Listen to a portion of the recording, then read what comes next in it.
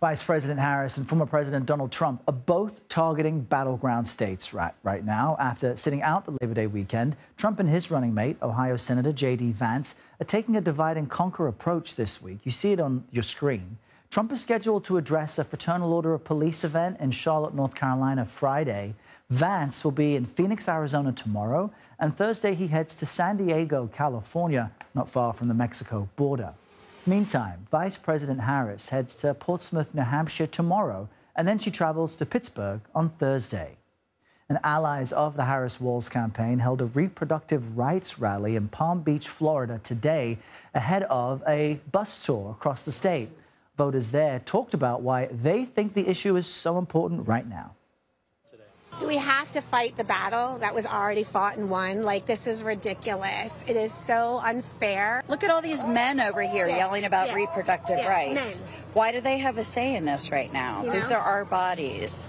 And it's health care. We're here to support the Democratic Party and what they have to do. We're afraid of what would happen if the other party gets in power again. They didn't prove that they've done anything good for us. CBS News campaign reporter Aaron Navarro is following the campaign for us from our D.C. bureau. I can imagine you better thank a union member to turn up on T-shirts, Harris-Walz T-shirts soon. But as far as the kickoff of the campaign this week, Harris is focusing on a reproductive rights bus tour. Tell us more about that strategy aspect of the campaign.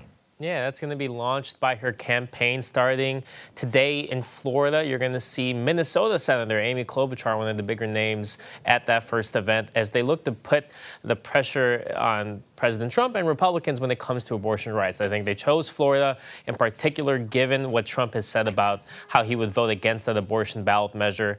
And from listening to some of the event before hopping on here, they were talking about how you can't trust Trump when it comes to the issue of abortion. He has said he would commit federal funds to IVF. They said don't trust him when it comes to that. So they're looking to put pressure on him on an issue that really galvanizes their base, and they're expected to go from Florida back to Georgia and Savannah with this bus tour later this week.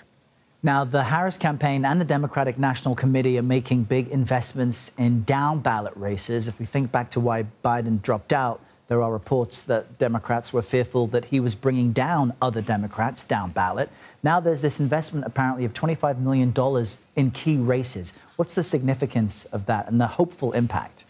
Well, 20 million of it is going specifically to congressional committees for House and Senate races. Yes, it helps Harris to have some money backing those competitive House races in swing states like Pennsylvania or Nevada. But in part, it's because they also have the money to be able to do this. They raised $540 million at least since she became the candidate, and they're investing in these down ballot races. You're going to see Governor Tim Walz appear on mailers for gubernatorial campaigns. So they're really trying to help these down ballot races, in part because a lot of the policies she has proposed rely on Democratic control of Congress. The margins, of course, very thin. They want to make sure that if she is elected to the White House, that she has a Democratic Congress to pair up with her. And speaking of Governor Walz, Harris's running mate was pitching labor groups in Milwaukee yesterday, but there was some type of incident with his motorcade. What happened?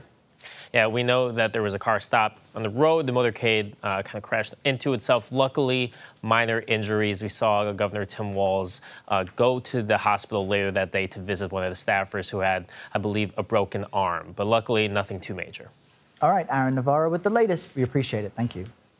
Former President Donald Trump has a busy week of campaigning ahead. He will appear virtually at an event in Las Vegas, then deliver a speech in New York Thursday. He'll also hold a rally in Wisconsin Saturday. CBS News campaign reporter Jake Rosen is following the Trump campaign. He's also joining us from our D.C. bureau. Jake, Trump decided to skip Labor Day campaigning, apparently. Why is that? And talk to us about his strategy for the week. Well, yes, that is true. Donald Trump did not have any official Labor Day campaign season kickoff events. He did have two events on Friday, one in D.C. speaking to that culturally conservative group Moms for Liberty, and he also held the rally in Pennsylvania about halfway between Harrisburg and Pittsburgh, a critical area that he and his campaign need to win. He'll be back in Pennsylvania tomorrow doing a town hall with Sean Hannity before hitting the trail, like you just said, and he's got a rally scheduled for Saturday in Wisconsin as as well. So Trump taking a little bit of downtime, but as we know, he and Kamala Harris will both be hitting the trail in their different capacities, as we've kind of seen in between bus stops for Harris and kind of these smaller, more messaging-based events and some rallies for the former president. Now, we've seen Trump try to distance himself from Project 2025 and its aspects of what could be a part of his administration. In the meantime, Trump is releasing a book today called Save America. Any specifics in it? Does it reveal anything about his plans? Well, this is not necessarily a policy book. This is more of a economic opportunity for the former president, like those Trump sneakers, like the Trump NFTs and trading cards that we've seen the former president launch into as a business venture that he builds off of his campaign. This is a book with Trump touting his interactions with world leaders, talking about his messaging to the country after the Butler, Pennsylvania assassination attempt just over 5.5, 6 weeks ago. And it also includes some of what Donald Trump plans to do. But again, he said that as much as rallies in terms of the mass deportations and economic messaging that the former president wants, it's much more of a kind of photo op coffee table book. And when we drill down on the specifics of what Trump wants to do, we know that in an interview with Fox News over the weekend, he said that he believed he had, quote, the right to interfere in the last presidential election. He was unequivocal about that. How is his campaign responding to that comment? Well, they haven't put anything out officially. We've seen the Democrats obviously attack him for not just saying that, but his last 4 years of claiming that the election was rigged and stolen. Now, certainly Donald Trump, just like in 2016 and 2020, will be entitled to file legal challenges. But what he's not entitled to, obviously, as we've seen some of these legal cases roll back in states, but also federally, is pressure people into officially changing the election results falsely. We'll have to see exactly what happened, but this is just yet another example of the former president continuing to cast doubt on the November elections. Yeah, just very jarring for him to say so clearly. Jake Rosen, thank you very much. And a quick programming note, CBS News will simulcast the first presidential debate between Vice President Harris and former President Donald Trump. This is the first time they meet face-to-face. It happens next Tuesday at 9 p.m. Eastern, and you can watch it right here on CBS News 24/7.